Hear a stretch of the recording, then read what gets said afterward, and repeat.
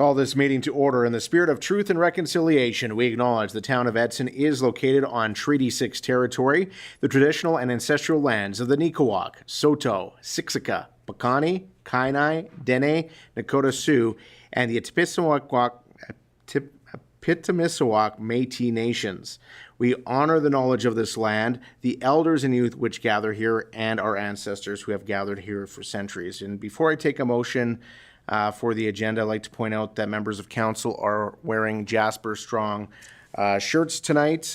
Thank you to Bill McDonald for providing those to us. The municipality of Jasper is open to visitors, and we're encouraging all of our residents to support our neighbors in Jasper as they try to recover from the devastating wildfires from earlier this year.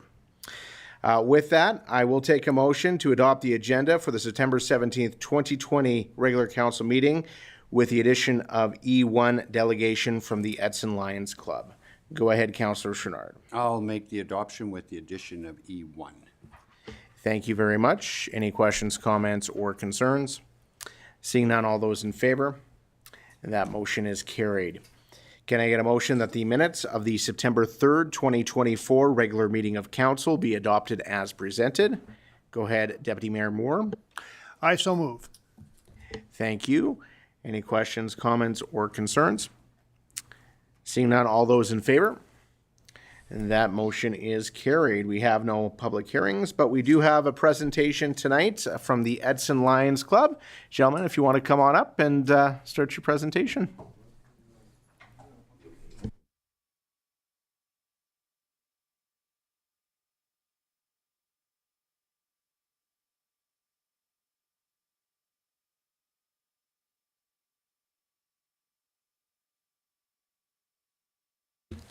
Hello. Thanks for allowing me to speak tonight. I'm the president, Arden Lohner of the Edson Lions Campground, and this year's zone chair for the Zone 3, which includes Jasper and White Court and Fox Creek. I just wanted to have an opportunity to read a little thing I prepared about upgrading our campground, hopefully, and just kind of get a gauge for where council's coming from or how they're going to feel about it so that we don't waste a bunch of money on very expensive prints. If I may, I'll start reading. Okay. Oh, I don't have to hold it? Oh, okay. Cool. Thank you. I don't have many pages. The Edson Lions Park Campground has 46 powered campsites. 3 of these are 50 amp services and the rest have 30 amp along with 15 and 20. We have shower and laundry facilities, and last year we planted 277 trees and shrubs to enhance the beauty of the park and help muffle traffic sounds. These sites were put in when camping units were much smaller. Many of the original sites were converted from 2 to 1 to accommodate the large units of today. In one area in particular, the grade is such that the long campers can only be leveled by blocking one end of the unit 3 feet in the air. We have put 100 yards of gravel into this area in the past few years to help, but these sites are always the last to fill. Along with larger camping units, there is an increasing demand for full services. This year alone, our park managers have recorded over 50 instances where there were calls, but no reservations were made, or they left the campgrounds when they found out we did not have water and sewer services directly to the sites. This in spite of the fact they have water fill station and a sandy dump they can use and only might want to stay one night many times. The Lions, in consultation with some town representatives, have the cost of engineered drawings from a recommended engineering company. The cost is substantial. The total cost of their services would be $26,710, with $15,600 of that for detailed drawings and the cost estimate. This project would add about 8 full-serve pull-through campsites. Much of this cost is to raise the road along the edge of the creek about 1 meter to level the grade of the sites. This would be phase 1 of possibly a 3-phase project that would include the entire campground in future years to come. The Lions feel this upgrade is necessary to keep up with modern demands. We feel we know we will have to find grants and corporate sponsors to complete this project, and We hope to get some funding, perhaps from our town partners. That being said, we are very apprehensive about spending so much of our nonprofit money on land we don't own and potentially could be removed from with little notice. We would hope the town could either find a way to support funding these or guarantee our investment returned if we were evicted, say, within 10 years or something like that. Customers of the Edson Lions Park Campground support many other businesses in the area because of the ideal location. Many people look for Lions campgrounds when traveling, while some may find other campsites in and around Edson. Others would simply move on. This is why we feel it's imperative that the project proceed, and we need to feel we have council support. We have a reciprocal contract with the town to operate the campground, and our operating grant has remained the same for at least the last 11 years that I've been a member, but the cost to operate has gone up considerably. The Lions Club supports local needs. The last couple of years, we have made some considerable monetary commitment to help feed homeless in the community, as well as help other deserving individuals and causes. We collect hundreds of pairs of used eyeglasses each year to be recycled and given to those in need. We also offer our community hall for rent without bias to fill further need and support our causes. None of this would be possible, however, without the campground, so its future success is compulsory. Our reviews are very positive, and I know the park improvements are a good investment in our community. In summary, we thank you all for hearing our requests, and we sincerely hope we can work together to improve our vibrant community. Well, thank you very much, Mr. Lohner, for your presentation and for you and your group's hard work at the campground and the hall and everything you do in the community. It's doesn't go unnoticed. You're a small but mighty group and do a lot in our community. So we'll open the floor to questions from council. We won't be making any decisions tonight, but we'll endeavor to get you an answer as soon as we can. Council, do you have any questions for our presenter this evening? Go ahead, Councillor Chenard. Yes, I echo the mayor. I do appreciate how much the Lions do. So how many stalls do you have now, and how many would you be thinking on improving, like to put full service? There's 46 powered campsites. Actually, there used to be more, but they're just laid out poorly, so they've kind of morphed into 46. And there would be probably 6 to 8, I think 8, just along the one row that's accessible, and the grade is pretty stiff. 8 pull through full service sites we're looking to add, or not add, but convert, because we would lose just as many because the way they were set up back to back in the day. Okay, thank you. Councillor Taylor. Through the mayor to our presenters, thank you so much for the presentation. And I echo again what you do in our community. I know you helped with the mayor's golf tournament and the 50-50 draw on the raffles that was taking place. We appreciate that. Councillor Chenard did steal one of my questions, but the second question goes to the cost to rent out the individual stalls. If you're upgrading them, what is the current sort of rate at which you charge per night?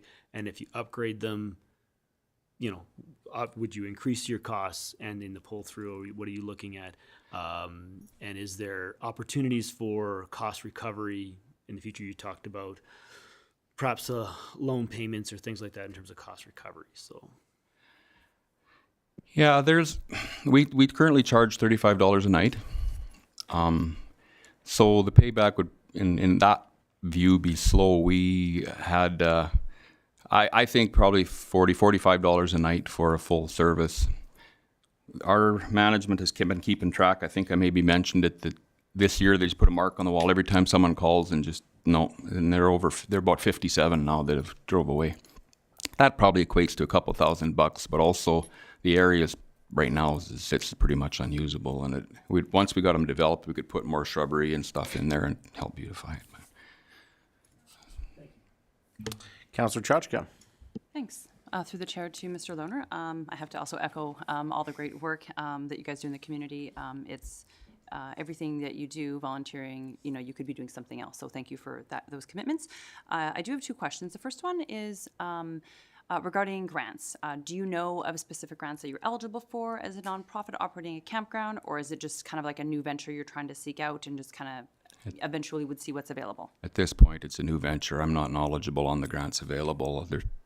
I'd have to see if we qualify to upgrade land we don't own or not. I believe there's CFIP grants available, but I'm not knowing. This is kind of, apparently the first thing I have to do is get a print for council to say yay or nay before I do much of anything, and that's kind of where I'm at. That's fair. And the second question is regarding vacancy rates. Do you know what your vacancy rates are for the summer and the winter? In July and August, like the busy long weekends, we pretty much fill up. But, oh man, give me a number. I could have generated something from the software, but usually the back all summer has been pretty much full, which is about, I want to say, let's say 15 sites back there. The front has a few campers, and then that's about it. So yeah, 60% full, I'd say. I did run one report that showed over the years that the dynamic has changed because of work in the area. A few years ago, we were 30% work. People that stayed more than 2 weeks, which to me is a worker. Last year it was 25, and this year, not that long ago, it was only 12%, which means tourism is important. And Jasper, of course, greatly affects our tourism revenue. But believe it or not, we managed it well, and we came through this year pretty well. Thank you. Thank you. Councillor Bevan? Through the chair. I remember that previous council here, we also discussed about, what we could do with the campground down there, and one was saying that, if we had full service, it would be a lot better than that. And I know if you guys have a full service slots down there and everything else and that, you could make money all year round on it and that. And there was also a discussion, was somebody said, well, then it kind of turns into workers always being in there and nobody else should get into the camping, which, you can control that. But you would have somebody in there 365 days a year if you wanted to, just like the regular campgrounds around here and that, which you could make a little more money. So I'm interested to see what you guys could come up with, because I think, people come into town, they know it's tourists have been going by for all those years, and I know a lot of them go through there. They do stay there, and they wish that we had full service sites, if at all possible. Yes. Put them in there would be, it's a beautiful site right now, but it could be a lot better. Yes. Thank you. Councillor Moore? Through the chair to our guest speaker, how much does the group or yourself liaison with other campgrounds around the area, or even Alberta itself? So, could you rephrase that? How much have you touched base with other campgrounds in Okay. the area and across the province as well? Over the years, I've visited a couple. I've been to Devon and Stony Plain, but that's been a while ago. I call Whitecourt from time to time. I can compare notes a little bit with them. Their situation's very different, and their deal with their town is very different, according to their president anyway, and I don't know if he's factual, but Whitecourt has apparently promised that if they ever need that land, they would rebuild them a new campground. I know our contract does not say that, or anything even close. So, but that's all I really know. I know the rates, I know what they're paying a little bit, but I haven't checked them all for sure. Well, thank you once again for your presentation. All my questions have been answered. I think that one of the key assets in our community is the location of that campground. It's close to a lot of services. I've had family that have stayed there, and they just talk about how it's great that they can go grab a coffee and, go to some restaurants and be in town. So council will discuss this at a future date, and I appreciate you bringing this forward to us. Really, we don't know what the costs are going to be of the upgrades until we have that plan in place. So. Yeah, I'm right now we have a Jasper resident that's been staying in our campground all year, and he actually gave us, he's an engineer too, and he also gave us a quote, which is quite different than your regular guy, but worth looking at. And I see you had pictures on there of some of the campers. There's one in particular, I don't know how to move that. Okay, Go back up. This one? That particular one there, If we could zoom in on that, that motorhome's front wheels are off the ground. And that's not ideal. That would be a bad thing. I heard one town, they had to get permission from the town to drive over a manhole cover to pull those jacks out of the bottom of the unit, and it's dangerous, and it's all bad. I just thought that one displayed our problem quite well. They are, yes, they are. All right, well, thank you very much for your presentation this Thank evening. and you we'll for get back to allowing you. us to speak. I appreciate it, and hopefully we can get some kind of. My biggest conundrum is how do you spend nonprofit money on something on such a risk as far as that, and I'd like maybe a change or a side note or a letter from you guys saying that, well, if we spend the money and we take it away from you, that maybe you'd get that back to us or something like that, or something. I can tell you we have no intention of taking it away from you. So, and then the other thing I'll mention too is with CFEP grants, you are allowed to apply. Library was in the same situation. We own the building, but they operate. They apply, and we provide a letter of support. So, as we go down through this process, if council approves the funding, there will be opportunities for things like that. So, Thank you very much. thank you. All right, we have no delegation or no bylaws. Sorry, we already had our presentations, delegations, bylaws. Let's welcome Mr. Ryan O'Sullivan presenting on solid waste and recycling bylaw number 2298. And gentlemen, feel free to stay for the meeting if you like, but we understand if you want to go enjoy your evening as well. So.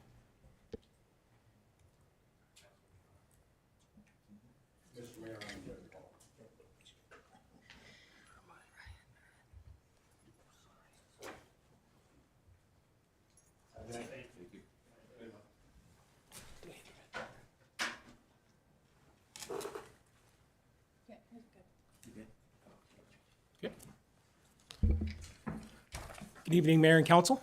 I'm here to present on the solid waste recycling bylaw 2298. Is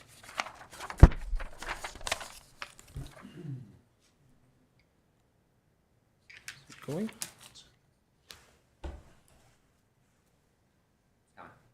It's coming. There we go.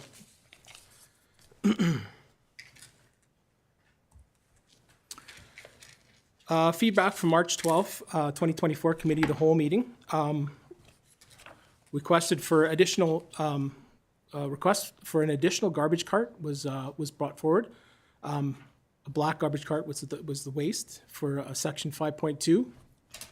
So one additional cart per dwelling unit for the additional $7.50 a month charge. The finance team can accommodate this with an addition of very little administrative effort. GFL will add the charge as per their contract already existing to the town's monthly invoice as issued as a waste bin. The request for organic waste carts, the green bins in section 5.1, one additional cart per dwelling at no additional charge, which was requested. So our contract includes $99.34 per metric ton processing fees for these organics. And the town will be charged per the extra green cart, whichever, but there'll be no offset to the residents. So there's also feedback from the committee about suspension of services. So no suspension of services will be permitted in this bylaw. We added a clause for the CAO to suspend extraordinary circumstances, i.e. loss due to fire. Suspension of service will mean that the waste fee will not be levied against the property until the services are reinstated. Sorry, I'm falling behind here. Vacant and undeveloped lots are exempt until they are developed or improved. The lot with the alignment with eligible premises. The eligible premises is defined as a property zoned, developed, and occupied by residential lands used not greater than 4 dwellings per unit.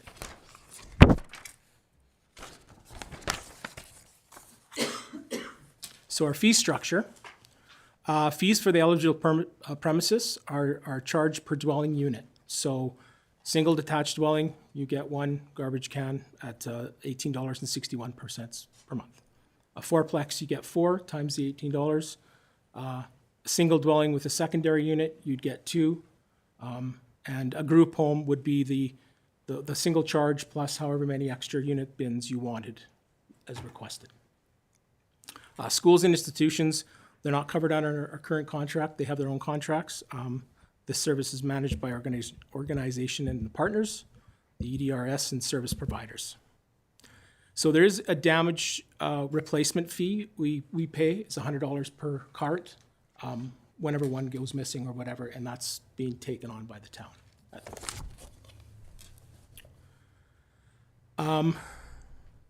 So the bylaw was renamed to Solid Waste and Recycling Bylaw from the original Waste Management Bylaw.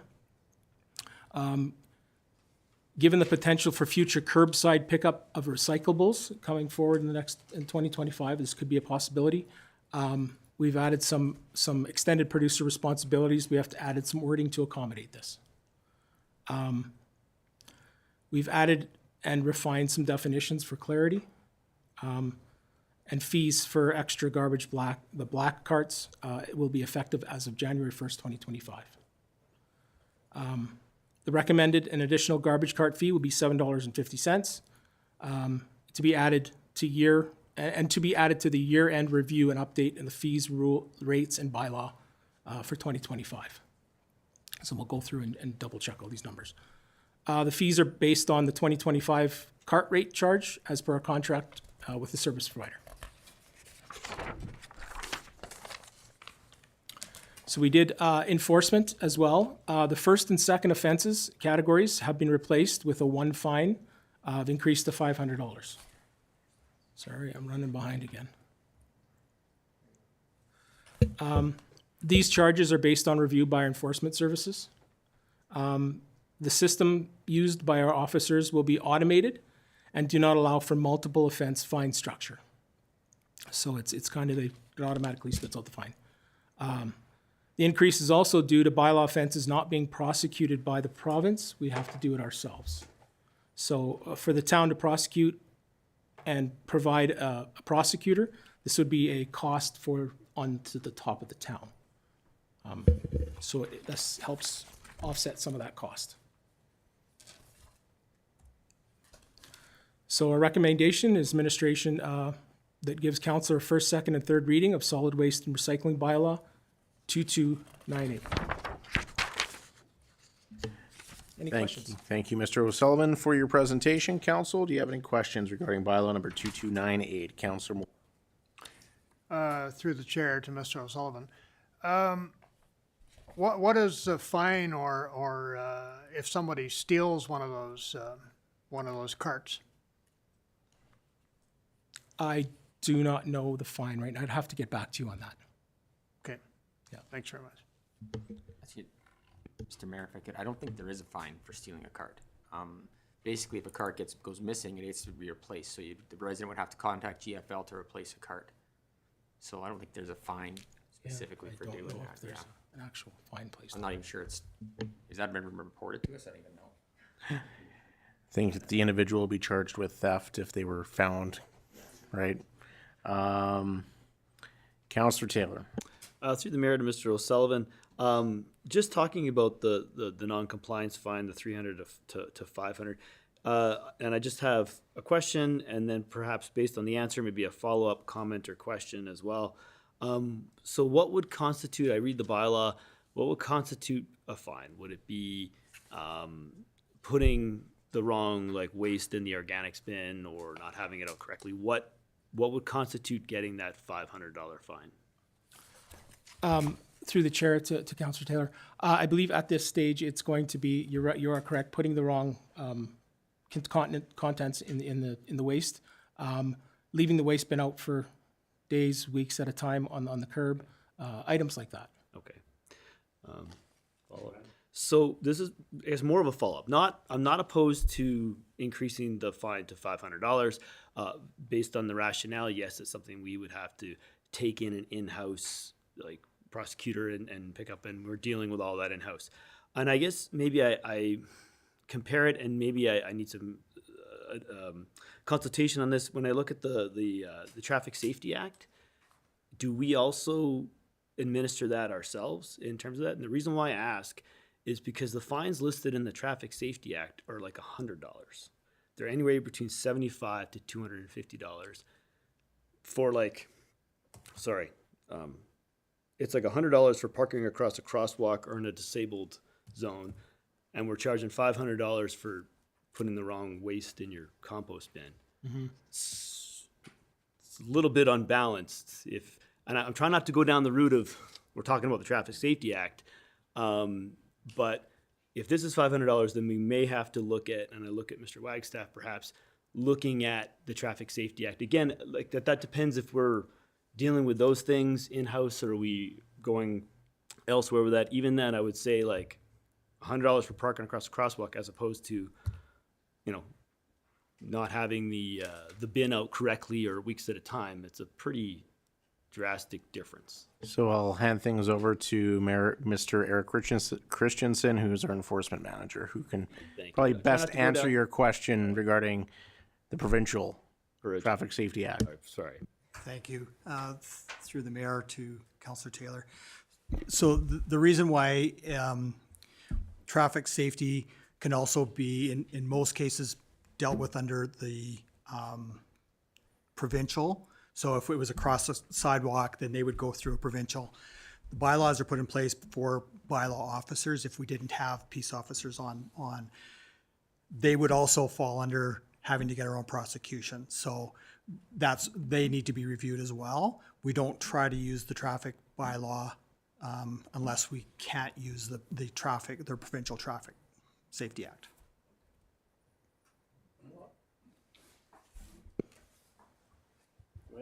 No, and no real follow-up. Thank you for the first off the clarification.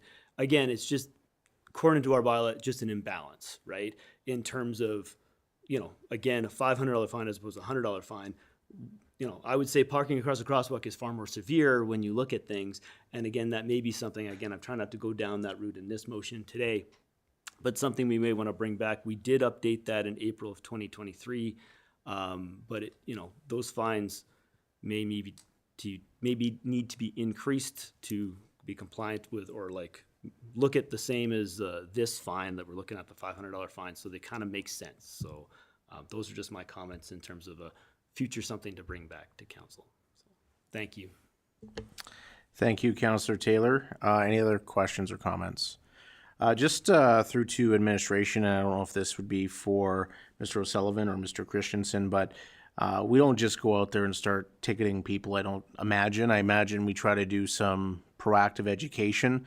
But if it becomes a consistent problem, then obviously some enforcement may need to occur. I guess I just don't want people thinking that, you dump your garbage in the green bin one day and next you're going to have a $500 ticket. That's not really how the process works. Correct? Yes, we would work off of education and compliance and work up through that. If it's a continual habitual offender, then yeah, absolutely, we would be going to fine. But we would be working with the residents to make sure that they are following the bylaws, and through education, through social media, and our officers out there educating the residents. Thank you very much. CO Beveridge. Mr. Mayor, through to council, this hasn't been a major issue, but just strengthening our bylaws and putting fines that are meaningful, I think, is important. All right, thank you. Any other questions or comments? Thank you very much for your presentation, Council. I'll take a motion from the floor. Go ahead, Councillor Chachka. I move that council give first reading to bylaw number 2298. Thank you. We have a motion on the floor. We'll start debate. Any debate on this motion? Seeing none, I will call the question. All those in favor? That motion is carried unanimously. Can I get a motion, please, for second reading? Councillor Moore? I vote for, or I mention second reading. You make a motion that council gives second reading to bylaw number 2298? Yes. All right. Thank you, Councillor Moore. Any questions, comments, or concerns? Seeing none, all those in favor? That motion is carried. Can I get a motion for placement of third reading, please? Councillor Taylor. I move that bylaw number 2298 be placed for third reading. Thank you, Councillor Taylor. That's non-debatable. All those in favor? That motion is carried. And can I get a motion, please, for third? Councillor Bevan? Move that council give third reading to bylaw number 2298. Thank you, Councillor Bevan. Any questions, comments, or concerns? Seeing none, all those in favor? And that motion is carried. Thank you very much. We are moving on to business items. Mr. O'Sullivan on the 6th Avenue Trail Design, 40th Street to Gamoka Drive. And I'll get you to queue up your microphone once again there, Mr. O'Sullivan.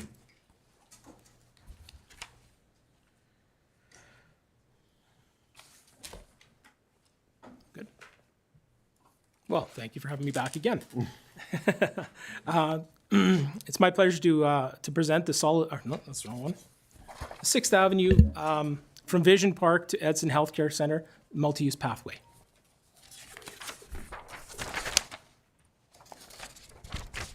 So this is the location of the proposed pathway. It's from the healthcare center to Gamulka Drive, just by Vision Park. So Weyerhaeuser came through and did a presentation on this trail in August 15th, 2023. Ian Kowitz and Jeff McKay from Weyerhaeuser presented their proposal for the Weyerhaeuser and FRIA recreational trails.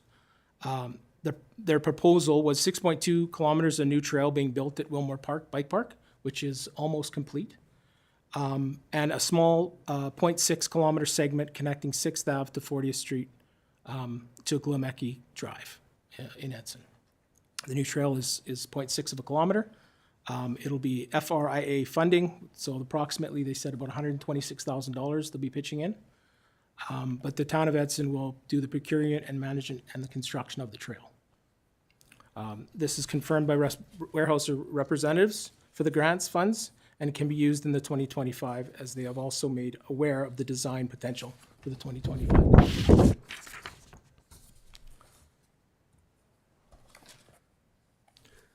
The proposed 6th Ave multi-use trail from Vision Park to 40th Street, the administration would also put out an RFQ for the design of 6th Ave multi-use trail, and WSP was the lowest bidder for the design at $77,060. The estimate was much higher than expected due to the contingency of the funds being available in the transportation budget. We were going to pay for it through our consulting budget, but being that the estimates came in very extremely high. So no extra funding was proposed for the 2024 budget for this. Administration would also like to complete the design and estimate in the 2024 and Q1 2025 in order to get the cost estimate added to the capital budget for 2025 construction year. So the scope of this work would extending the existing multi-use trail from the roundabout on 40th east from the Edson Healthcare Center, past the Edson Healthcare Center, and tie into the existing infrastructure on Gomeki Drive. The design will include for the proposed road, concrete curb gutter, sidewalks, and an asphalt multi-use trail.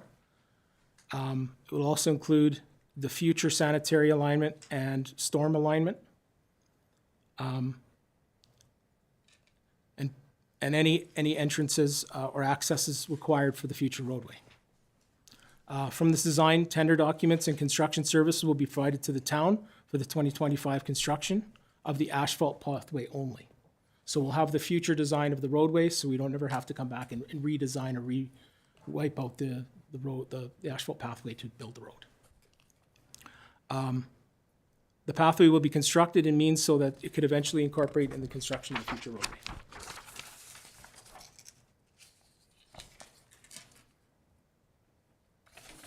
Did I miss something?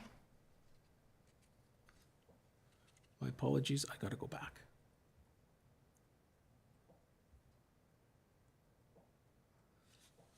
I missed the slide, my apologies.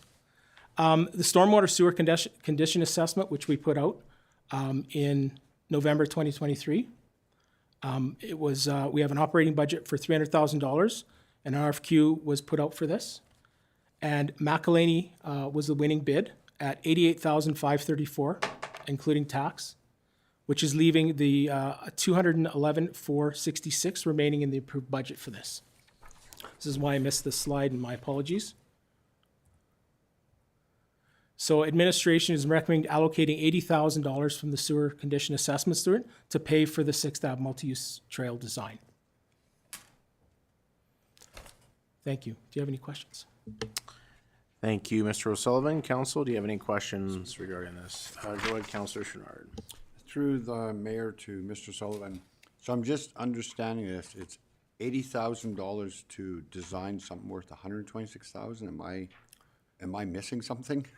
No. So what it is, the estimate came in so high because we're designing the road, the sidewalks, the ultimate roadway that will fit on 6th Avenue, from the healthcare center all the way up to Gomeki Drive. We're only constructing the multi-use pathway. So that's why the design came in a lot higher, is because they're designing the whole roadway instead of just the trail. Okay, The construction will be a lot less. Yeah, thanks for clarification. I thought, wait a minute, 80,000, but yes, My thanks for the apologies clarification. if I was not clear. Thanks. Thank you, Council. Any further questions, comments on this? Councillor Chachka? Thanks. Through the mayor to Mr. O'Sullivan.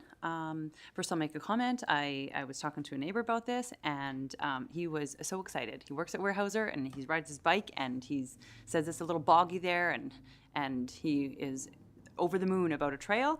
And as a casual ball player, he suggested that we have a ball tournament that people have to ride their bikes to or use the trail. So I thought that was a little entertaining. So anyways, my question is regarding, the design has already been completed. We're just deciding on how we allocate the funds, if we keep them out of that grant portion or if we reallocate them to what you've recommended. Is that right? The design's already completed? Through the chair to Councillor Chachka, no, the design hasn't been completed. We've just put out the RFQ. So we've got a consultant ready to do the design. The design fee will be $77,000. We would like to take $80,000 from the storm sewer condition assessment and move it into this so we can pay for that design. Okay, perfect. Thank you. Thank you. Thank you for your presentation, and I think it's very smart of us to ensure that we are making sure we have a full design for future growth, because no doubt that's going to be something that will be discussed at some point. May not be in the next few years, but there could be some development in that area at some point, and nothing be worse than putting a trail through and then having to rip it all up because we didn't plan accordingly. And I thank you for coming to council to move this money. I know that in some municipalities they would have just done it without proper process and approvals. Just want to mention that it's Gamoka Drive. You're not from here, so I understand you may not know the names. But I think having this plan in place and ensuring that we get the trail done that's being paid for through a grant, I think is going to be fantastic. And I know there's a lot of people that are looking forward to having that access, especially the kids that are going to be playing ball out there.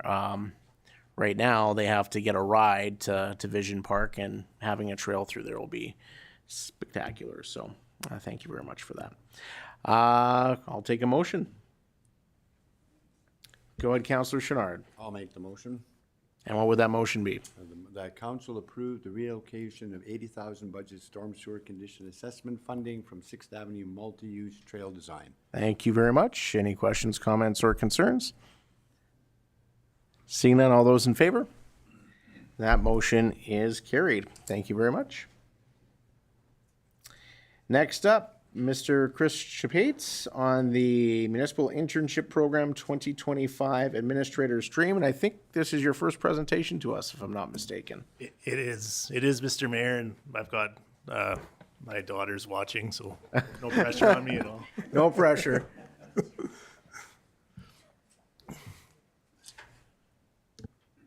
get started. Okay. So thank you, Mr. Mayor and Council, for hearing my presentation tonight. It's in regards to the Municipal Internship Program. It actually involves a grant.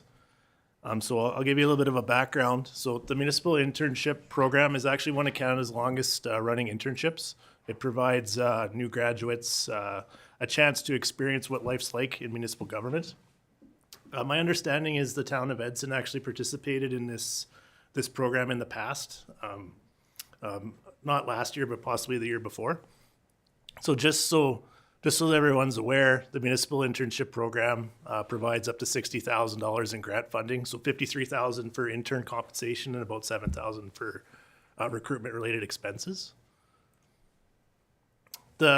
So our intent with the municipal intern is they would start working in 2025, and they'd work as for 18 months as an admin level 1, rotating through all the divisions and just getting experience in all of the different things that we do in all of our different departments. The town of Edson would be responsible for about $46,000 to cover salary and benefits not covered by the grant. But just to note, the grant would cover $60,000, and that would be savings over an 18-month term for the town of Edson. Bringing on a municipal intern supports the town of Edson's strategic plan of providing effective leadership and community engagement through staffing and basically attraction, trying to attract new talent.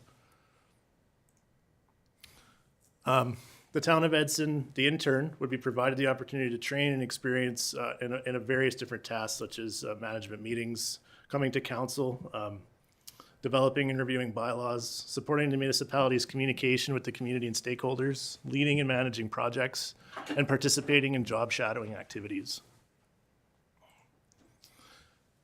So the recommendation from administration is that council approve the submission of a grant application for the Alberta Municipal Internship Program administered through Municipal Affairs to assist in funding the employment of an administrative intern for an 18-month term. That's my presentation. Thank you. Do you have any questions? Excellent job, Mr. Shapates. Council, do you have any questions, comments, or concerns? Councillor Bevan. Through the chair, I do like this program. I know in the past we've had, I don't know, 3 or 4, maybe 5 of them. And they were a good fit for what we had. They went through all the departments, like you said. And I believe we had a couple of them that did stay on longer. And that was really great. Then they did move on. So it really benefited us a lot, and it really helped our administration on different projects where they couldn't get to them, but they also assisted in our finance department or wherever it was in that. So I do like that we're going back to it, and I do support it for sure. So I think it's great that we're getting back into it. We did miss that 1 year, but hopefully we're able to get back into it again. Council, any further questions or comments? Councillor Chachka. Thanks, through the chair to Mr. Shapates. Thanks for bringing this forward. I also agree with Councillor Bevan on this program. I think it's been really helpful to them and to us as an organization. So we're, just to refresh me on it, so we're applying for the grant, so we don't know if we are going to be eligible for it. And if that's the case, when do you expect that we would know if we're eligible? So through the chair to Councillor Chachka, yes, we haven't applied yet. My intent is to apply after we get approval. The deadline's October 1st. And I think I sat in on a webinar for the program, and I think by January 1st we would find out if we were successful in attracting an intern. Thank you. Any further questions or comments? Yes, the town of Edson has been involved in this program with much success. We were recognized for the program that we had developed here. I do know that we paused it or just continued using the program due to capacity issues internally. So to CO Beverage, have those issues been resolved? Mr. Mayor, through to council as well. There was actually only 1 year that we did pause. We did actually continue to apply, but we were not successful in the grant applications. So we do feel that we are well positioned to be able to support the intern and also have the intern also help with specific projects and to thrive in our organization at this point. So we were very careful in choosing what stream we wanted to focus on. The last application, which was last year, was finance, but we felt administration, just the general administration, and we all know that the administrative framework, the legislative pieces, it's something we're focusing on heavily, as well as that public engagement piece as well. We think that there's a great opportunity of bringing some of that great younger perspective and education background as well that I think can benefit the organization. Like Council had mentioned, it's an equal partnership as far as value. I think that it can be very beneficial for both parties, and we're now positioned to have this be successful for the town of Edson and for an intern to be joining us. All right, thank you very much. Council, take a motion from the floor. Oh, Councilor Moore, do you have a question? Yes, thank you, through the chair. Mr. Chapates, is there any limit to how many can apply for this particular program? Through the chair to Councillor Moore. So my understanding is you can apply, there's 3 streams. We can apply for a finance and administrator or a planning, but you can only apply for either finance and admin and planning. Those are only, you can only have 2, and those, so finance and planning or admin and planning. All right, thank you. Council, I'll take a motion from the floor, please. Councillor Bevan. Make motion that council approve administration to submit a grant application for the Alberta Municipal Internship Program administered through Municipal Affairs to assist in funding the employment of an administrative intern for an 18-month term. Thank you, Councillor Bevan. Do we have any debate? Seeing no debate, all those in favor? Motion carried. Thank you very much, Mr. Chapates. I hope your daughter gives you a passing grade. Next up, the Edson Municipal Police Service Multi-Year Financial Plan 2025 to 2030, presented by Mr. Doug Wagstaff.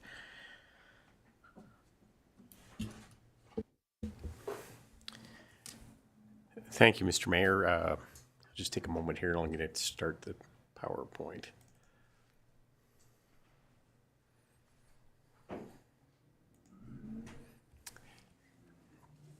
Just before I begin, Mr. Mayor and Council, I do want to apologize. This was to come before Council much earlier in the summer. I did receive this in July. I did confuse it with the quarterly report, so I filed it, had it scanned and put into the files. Then it was brought to my attention that it was still outstanding. It did need signed off, so my apologies for having it before you later in the fall, but that's why it is before you today and not earlier this summer. Just to give a little bit of a background, the multi-year financial plan is prepared by the RCMP in consultation with the town of Edson.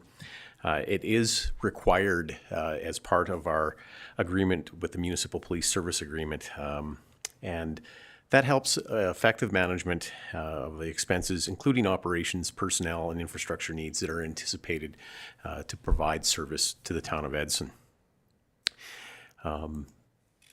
It does require, there's language in here that you may have seen that says execution. That provides the authority for in the motion, the execution is providing that authority of the mayor to sign off on the plan as approved in principle. It is that only. It does not commit to any financial or operational requests.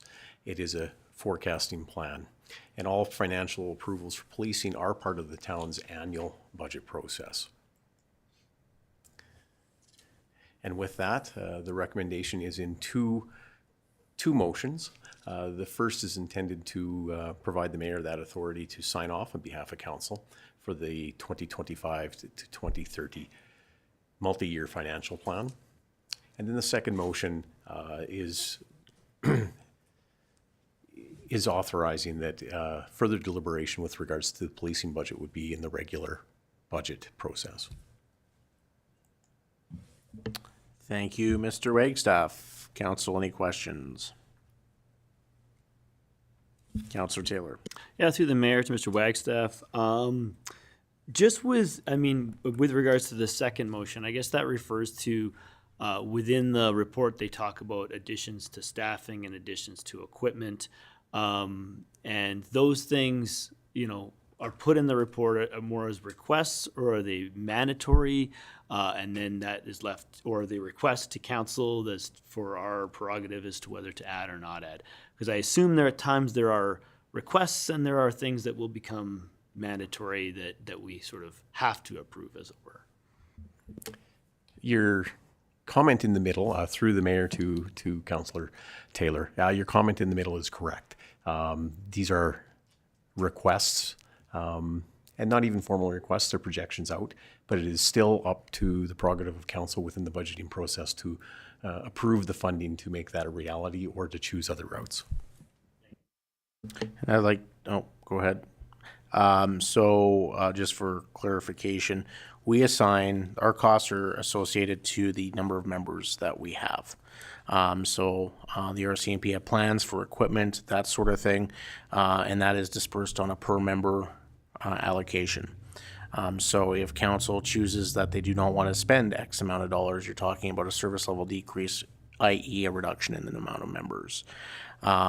At times, the detachment will come forward with offshoot requests for things like the bicycles that we've purchased or things such as the ATVs that are specific to the detachment itself. But many of these programs that are within the RCMP are actually provincial-wide programs, right? So less of an opportunity to say, no, you're not going to get the ballistic shields, right? So CO Beveridge, I don't know if you want to add to that.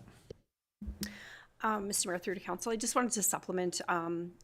Because of our monthly meetings that we have with Staff Sergeant Delisle, and when this is coming forward, there's continuous conversations about potential for, where we are at with staffing levels and, as far as like knowledge of if there was ever going to be changes. So those typically wouldn't be a surprise for council members when you're seeing something in the multi-year financial plan that we haven't already, spoken about that would raise the profile for me to bring that forward to council as well. So just wanted to let you know that those ongoing conversations are continuously happening at the administration level, and that I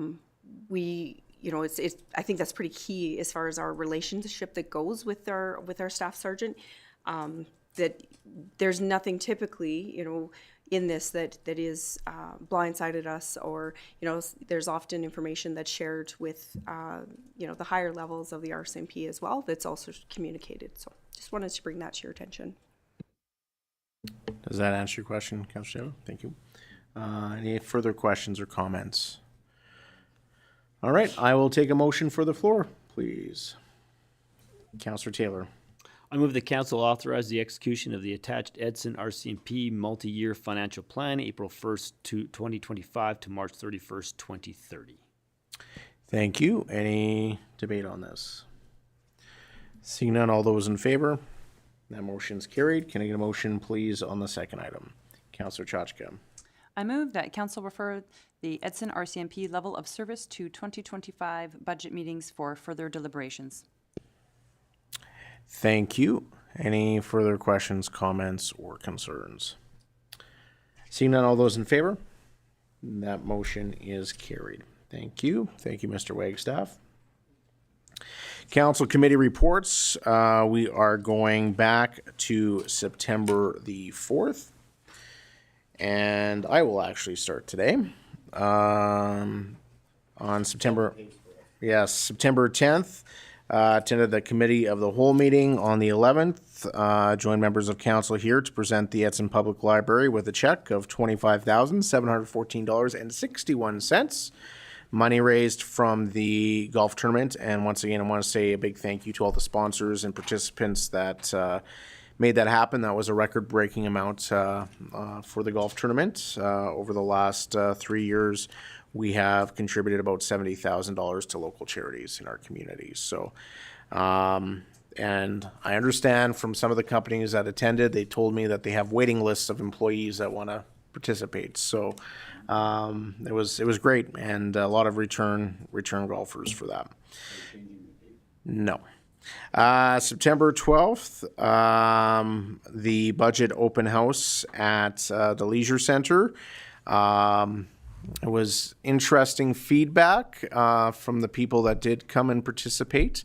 A lot of questions about the YCE Center, and we'll have an update on that very soon. I promise you that. As well as they went through the process of where they wanted to see the budget increase, and it went to the smallest piece of our budget, which is actually not a municipal responsibility. It was public health. Obviously there's a strong desire for better public health in our community, and I know Councillor Chachka is eager to tell us about her tour. But I think that just goes to show the importance of healthcare in our community. And then yesterday, it was an honor to be at the pivotal grand opening and the cutting of the ribbon, and hearing that they're already talking about expansion potentially. And that yesterday was their first full day of operations, and there's actually a company out of Grand Prairie that was hauling to Edson instead of Fort Saskatchewan because it was more economical to do that. So I think that's good, and I think it's good for our natural gas producers. So, and that's my report. Next up, we will go to Councillor Bevan. Okay, what do we got here? September the 5th, had a meeting with the Community Futures West Yellowhead, I should say. And we done a lot of talking about Jasper Wildfire Complex Recovery Program and that. And what they're going to do, they're going to go into sort of 3 phases here and that. And the first phase was going to be the evacuation period from July 22nd to August 16th. And we talked about case loan payments for Jasper loan clients, Red Cross Business Recovery Center, Green Square, co-working space, re-entry consideration for small business, self-employed individual checklist, preliminary wellness calls to Jasper businesses, support from CF networks, and that. And then phase 2 was a re-entry program from August 16th to August 30th, which involved the Red Cross Community Recovery Center at Jasper, 2024 Jasper Wildfire Complex loan programs, Business and Economic Recovery Group for Jasper and Regional Meeting and Initial Survey, and Green Square. Discussion 3 was with the staff and board of directors. Phase 3 is immediate recovery, September 1st, 24 to January 28th, 25th. And I'll let Councilor Kachka finish the rest off on that. Also on, where is it here? September the 10th, Committee of the Whole. September 11th, Library presentation. September 12th, I had the Yellowhead Synergy Group. And there we had a presentation from Connectcore Cascade Power Project. They're fully up and running right now. They have a 900 megawatt power plant utilizations with fuel gas, and they're able to supply 900,000 homes in Alberta with power continuously. And they have about 20 people working out there right now. In construction, they had about 1,150 people for construction, with about 4.5 thousand man hours out there in that, for a total of $1.6 million they built it for. They do use a lot of gas coming from Pado and other people around there, TC Energy. They have the biggest thing like they're going to do right now is they're going to the school to have power engineering and see if the school will help them out, setting up a course to have power engineering for anybody that is in high school or whatever, to be able to come out and be able to get into the power engineering and probably get jobs out there. Everybody out there has their either second or third class power steam engineering tickets and stuff like that. So they've been talking to the schools here and that, so which is really great. The other one was Pado Exploration with Jesse Carrillo here and that. They're a public traded company for 25 years, 1.1 million assets. They own and operate 70 gas facilities, over 1.5 BBCFD of gas production capacity. Drilled over 1,300 horizontal wells to date across 13 discrete zones, totaling 5,600 kilometers of measured depth. The total utilization is 51%. It leaves room for a lot of growth for them future life here and that. What they're doing is they're going to be shutting in their third-party sour gas wells. They find that there's not any return on sulfur. There's not a lot of return on anything because it got SO2 emissions. It got everything like that. By shutting in about 16 to 17 of these sour gas wells, it will save them approximately $6 million per year.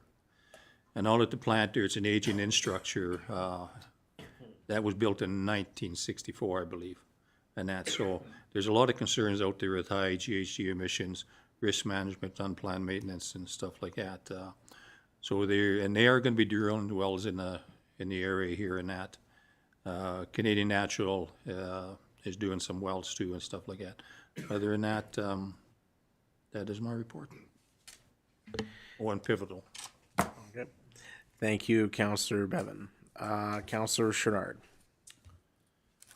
Okay, so on September 10th, earlier in the day, with Trans-Canada Highway, we had a Zoom meeting with the Chief of Staff and his staff. It's about 5 people on it regarding Highway 16 corridor. We are trying to convince the government that we should take the lead on which road should be, because with their economical development through 4 provinces, so this was a starting point with the Zoom meetings. We have more meetings to come, so we can put us in charge and guess which road I want fixed first. Later in the day, we had the COW meeting. On September 11th, we did the check presentation. September 12th, we did the budget public engagement. September 13th in Hinton, we had our Evergreens meeting. It was a regular meeting.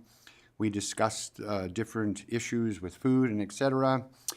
On September 16th, we did the pivotal one. And today, okay, which was 16th, yesterday, our PAC meeting. So now we are PAC Fragate, which means Edson and Hinton is now combined. So yesterday, people from Hinton came to Edson. So in November, we will be going there. So what they're doing is they're combining all the West Frasers, because we used to run two meetings, so we're combining as one. So there'll be more travel. The biggest take back is the issue dealing with trees that are burnt. They've had plans, they went in, they cut the trees. Now when they're going to saw the trees, the quality of lumber isn't there. To double it, the market price of lumber has fallen. There may be grants, or West Fraser might be able to get them, because the burned areas, they agree, we have to harvest all the trees, knock them down so we can replant. So they're hoping to get that working. So that was our biggest thing on that. And then September 17th is today. Made a tour out to Jasper, and yes, I spent some money. I had lunch. The importance of my tour was to go to the seniors lodge and see if it was ready to start moving seniors. So next Tuesday, which is the 24th, I will start with other buses. We will start moving the seniors back into the seniors lodge. So that's good news, exciting for Jasper, and that's it for my report. Thank you, Councillor Chouinard. And next up, we will go to Councillor Moore. Thank you. Committee of the Whole meeting on September 10th, September 11th, the check presentation to the library. On the 12th, budget presentation at the Leisure Center. And on the 16th, it was the pivotal event. And I had a chat with one of the officials there, and we were talking about one of the southern states came up, and he told me that Pivotal is going to be shipping propane down there because the government officials down in this state want to replace wood burning. So that'll be great for Pivotal and this area as well. Thank you. Thank you. Councillor Tachka. Okay, thank you. On September 5th, I attended the Community Futures West Yellowhead Board meeting along with Councillor Bevan. The only thing I would add to that report is that the RRF loans that have remained unpaid and that we've been ghosted for several months, we have issued demand notices to a few people, and that's on their personal credit rating. So those will eventually come down, and also with what's repeated around the table, if you have a favorite restaurant in Jasper, a favorite place to go, a favorite hotel, go help them out. They need all the help they can get right now. So yeah, we definitely need to help out our partners there, or they'll move, right? If they don't have support, they can't remain in business. So on September 10th, I also attended the Committee of the Whole meeting. September 12th, along with most other council members, I attended the Budget Open House at the Leisure Centre. And yesterday, on September 16th, I myself, along with Marcia from the Community Care Foundation, Edson and District, and a member of the Physician Attraction, Retention, and Recruitment Subcommittee. We gave Dr. Amodu a tour of Edson. So she is from overseas and has signed on with AHS. There are some preliminary requirements for her to spend 3 months in a location outside of the location that she has signed off with, to do some, I guess, kind of getting used to the computers and some training there that creates an unbiased report and pass that. And then she would be allowed to come into her community. So we're expecting hopefully sometime in the early new year that will be complete. We toured a few town facilities, a couple schools of her choice. She does have 4 children. And we toured the hospital and the medical clinic as well. And some rental houses, as she'll need a place to stay. She's also looking employment for her husband, and he also happens to be a physician. So he will still have to go through those processes with AHS, though, to be hired on, not just get hired on through the medical center. So, but we know that. We're good. So, and she felt Edson was very welcoming. And when we went to the schools and went to everywhere we went, it was really great to hear that everyone was like, we're so happy you're here. So it was really nice. And while we were at the hospital, as a part of the tour, they had a student from the U of A, as we normally do have, I guess, students that come and do some practicum portions of their training here.